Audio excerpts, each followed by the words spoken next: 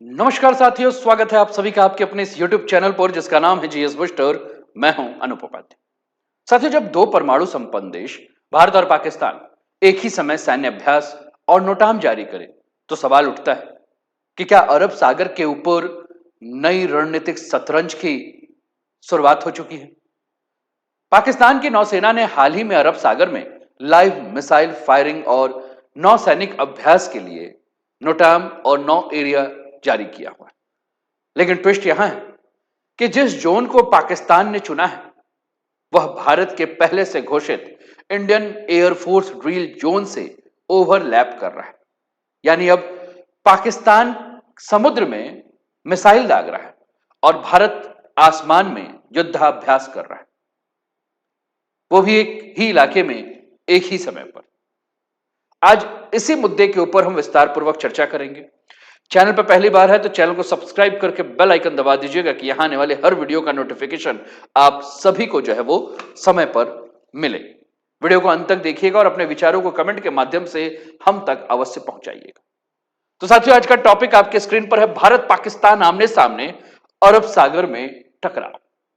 सबसे पहले हमें यह जानना है कि ये नोटाम होता क्या है और उसके बाद हम डिस्कस करेंगे इस टॉपिक को। साथियों, नोटाम यानी कि नोटिस टू एयरमैन एक अंतर्राष्ट्रीय सूचना होती है जो यह बताती है कि किस क्षेत्र में उड़ानों पर अस्थायी रोक लगा दी, क्योंकि वह क्षेत्र फायरिंग एक्सरसाइज का क्षेत्र है और उस क्षेत्र में संभावित खतरे जो है वो हो सकते हैं। इसे इंटरनेशनल सिविल एविएशन ऑर्गेनाइजेशन के तहत जारी किया जाता है ताकि हवाई यातायात को जो है वह सुरक्षित रखा जा सके। आगे बढ़ते हैं। आपके स्क्रीन पर यह मैप दिख रहा है साथियों, और मैप में आप देख रहे हैं ये आपको गुजरात की सीमा व्हाइट कलर में नजर आ रही है और ये इंटरनेशनल बॉर्डर है, सर्क्रिक लाइन है, ये अरब सागर है। इधर पाकिस्तान नेवी फायरिंग एक्सरसाइज जो है, जो कि 2 नवंबर से 5 नवंबर तक चलने वाली है। 2 नवंबर 3 बजे से लेकर 5 नवंबर दोपहर 3 बजे तक जो है ये चलेगा। और भारत ने जो है वो 30 अक्टूबर रात 12 बजे से जो है वह 11 नवंबर सुबह 6:30 बजे तक जो है वो नोटाम जारी किया है। ये जो एरिया आपको दिख रहा है ये ओवरलैप एरिया है। ओवरलैप एरिया का मतलब है कि ये एरिया जो है वो पाकिस्तान और इंडिया दोनों का ओवरलैपिंग कर रहा है और इसी को लेकर जो सबसे बड़ी तनाव या चिंता की बात है ये यही है कि कहीं ऐसा मत हो कि एक छोटी सी चिंगारी भी जो है वो एक बहुत बड़े युद्ध को आमंत्रित ना कर दे। सोशल मीडिया में भी इसके बारे में बातें की गई हैं, जैसे कि एक सोशल मीडिया का आपको दिख रहा war and go, the new NOTAM that Pakistan has issued is overlapping India's previous NOTAM, it will be interesting to see when both navies will face off with each other. दूसरा एक social media handle आपको दिख रहा है, इसमें लिखा है कि Pakistan now issue A naval navigation warning for a firing exercise in the same area, India has an air space reservation for its on going tri service military drills. Tri service military drills किसका चल रहा है? भारत का, जिसका कि नाम रखा गया है त्रिशूल। और भारत यहां जल, थल और वायु तीनों सेनाओं के जो है वो संयुक्त अभ्यास कर रहा है।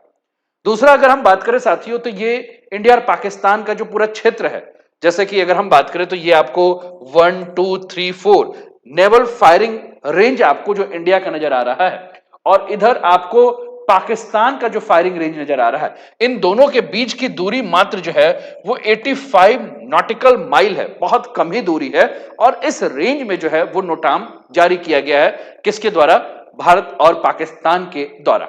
चलिए आगे बढ़ते हैं और अपने स्क्रीन पर ये भी देखिए, ये नेवल सी फायरिंग रेंज सेम उसी को जो है वो अलग दिखाया है। नोटाम के बारे में हमने कहा कि पहले इसको नोटिस टू एयरमैन कहा जाता था, अब 2 दिसंबर 2021 से इसका नाम जो है वो चेंज हो चुका है, अब नाम हो चुका है नोटिस टू एयर मिशन।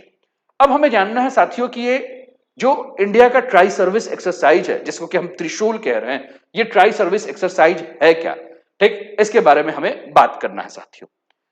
साथियों, भारत ने 30 अक्टूबर से लेकर 11 नवंबर तक भारत के पश्चिमी मोर्चे पर एक विशाल जो है वह ट्राई सर्विस युद्धाभ्यास की शुरुआत की है, जिसका नाम रखा है त्रिशूल। और इसमें एयरफोर्स, आर्मी और नेवी तीनों सम्मिलित है।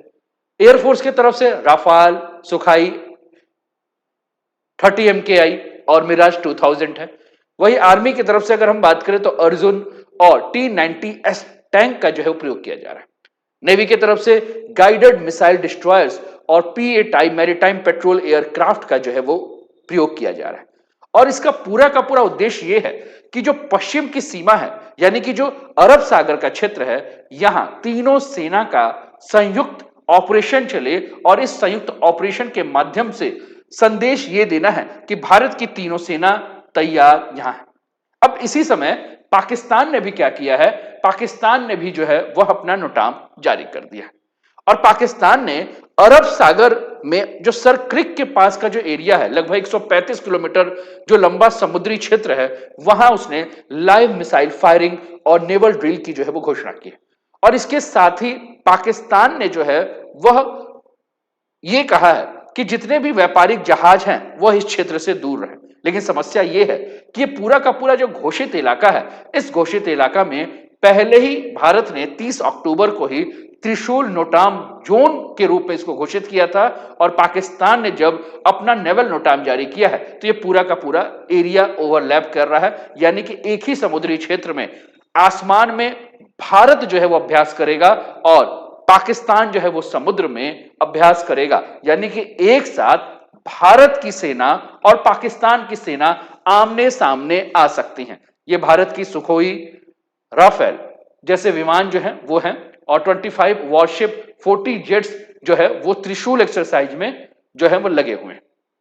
साथियों, आपके स्क्रीन पर ये मैप देखने को मिल रहा है और इस मैप को आप देखिए तो आपको दिख रहा है ये सर्किल रेखा, ये डिस्प्यूटेड लाइन जो है वो भारत और पाकिस्तान का है।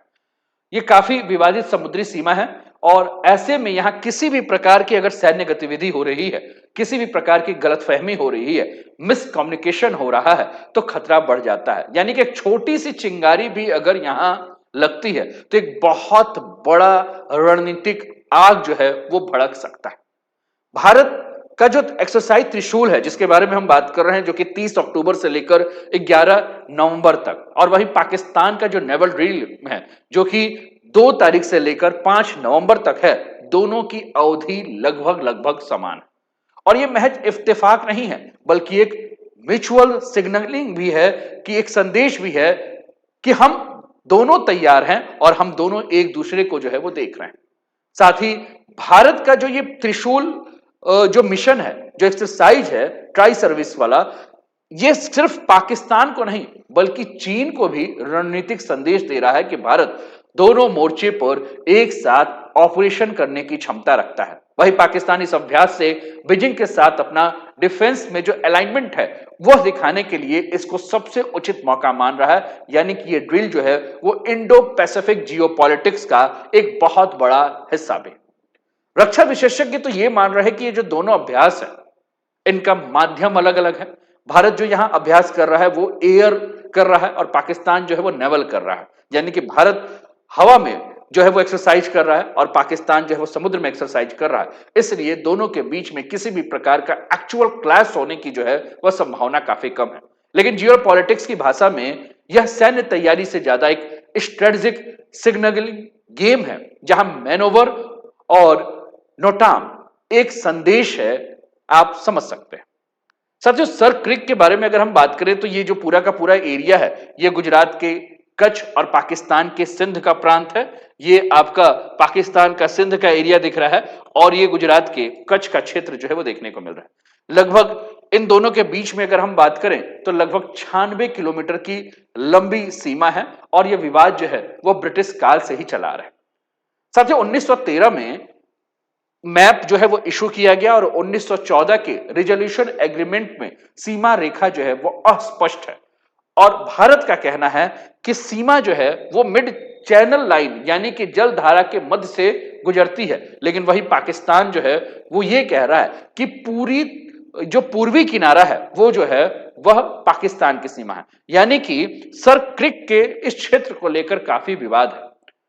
और यह क्षेत्र इसलिए विवाद है क्योंकि इस क्षेत्र का रणनीतिक महत्व है, क्योंकि सर क्रिक केवल एक जल धारा नहीं है साथियों, इसके नीचे बहुत ज्यादा हाइड्रोकार्बन जो है रिजर्व वो जमा है और साथ में ही फिशिंग के लिए अगर हम बात करें तो एक बहुत बड़ा एरिया है। फिशिंग आप जान रहे हैं कि ब्लू इकोनॉमी का एक बहुत बड़ा क्षेत्र है, तो काफी आर्थिक हित जो है वो जुड़ा हुआ है। इसलिए यहां विवाद देखने को मिलता है, एक भू राजनीतिक, दूसरा आर्थिक और तीसरा सुरक्षा के दृष्टिकोण से भी अगर हम बात करें तो ये बेहद ही संवेदनशील क्षेत्र जो है वो देखने को मिलता है। अब भारत ने कई बार, जब अभी आपको याद होगा कुछ दिन पहले एक वीडियो जो है आपको हमने अपने चैनल पर जब चर्चा की थी, तो हमने कहा भी था कि भारत ने कई बार, क्योंकि पाकिस्तान सर्किट के क्षेत्र में एक्टिव देखने को मिलता है, तो भारत ने एक तीखी प्रतिक्रिया भी जारी की है। रक्षा मंत्री राजनाथ सिंह ने जो है इस पर कहा भी है कि किसी भी प्रकार की गुस्ताखी अगर इस क्षेत्र में हो रही है तो भारत इसको बख्शेगा नहीं, और भारत ने जो है वह सीधे इस बात को कहा है कि कोई भी उकसावा अगर पाकिस्तान की तरफ से होता है तो भारत अपना रक्षा भी करना जानता है और भारत प्रतिरोध भी करना जानता है। वो जानता है कि हर चीज के लिए भारत तैयार है। और इस क्षेत्र में इंडियन कोस्ट गार्ड की अगर हम बात करें तो उसको भी लगा दिया गया है। तो कुल मिलाकर ये एरिया बहुत ही ज्यादा सेंसिटिव है, और इस एरिया में इस समय भारत और पाकिस्तान दोनों की सेना अगर एक्सरसाइज कर रही है तो ये जो समय है वो बहुत ही ज्यादा सेंसिटिव समय है। तो अंततः हम यही कह सकते हैं साथियों कि अरब सागर में भारत और पाकिस्तान का जो नोटाम है, वो जो ओवरलैप कर रहा है, वो केवल एक तकनीकी संयोग नहीं है, बल्कि यह दक्षिण एशिया की सामरिक राजनीति में शक्ति प्रदर्शन का एक नया अध्याय है। दोनों देश अपनी अपनी सीमाओं में शक्ति प्रदर्शन कर रहे हैं और एक दूसरे को एक संदेश जो है वो देना चाह रहे हैं अपनी शक्ति का। लेकिन सबसे असली प्रश्न यह है कि क्या यह समन्वय की कमी है या संचार का युद्ध है? क्योंकि रणनीतिक क्षेत्र में छोटी छोटी सामरिक गतिविधियों के भी गहरे राजनीतिक अर्थ होते हैं। इसलिए भारत को अपने बहुआयामी तैयारी और समुद्री कूटनीति दोनों में संतुलन बनाए रखने की आवश्यकता है, और किसी भी परिस्थिति में उसकी रणनीतिक स्थिरता जो है वो बनी रहनी चाहिए। आपको क्या लगता है? आप भी कमेंट से जो है, कमेंट के माध्यम से जो है अपने विचार को हम तक पहुंचाएं। उम्मीद है कि पूरा टॉपिक आपको समझ में आया होगा, और वीडियो को अभी तक आपने लाइक नहीं किया तो लाइक कर दीजिए, कमेंट नहीं किया तो कमेंट कर दीजिए, और शेयर नहीं किया तो शेयर कर दीजिए। चैनल को अभी तक सब्सक्राइब नहीं किया तो सब्सक्राइब कर दीजिए। अपना ध्यान रखिए, स्वस्थ रहिए, मस्त रहिए, तंदुरुस्त रहिए, हंसते खेलते मुस्कुराते हुए जीवन का आनंद लीजिए। जय हिंद, जय भारत।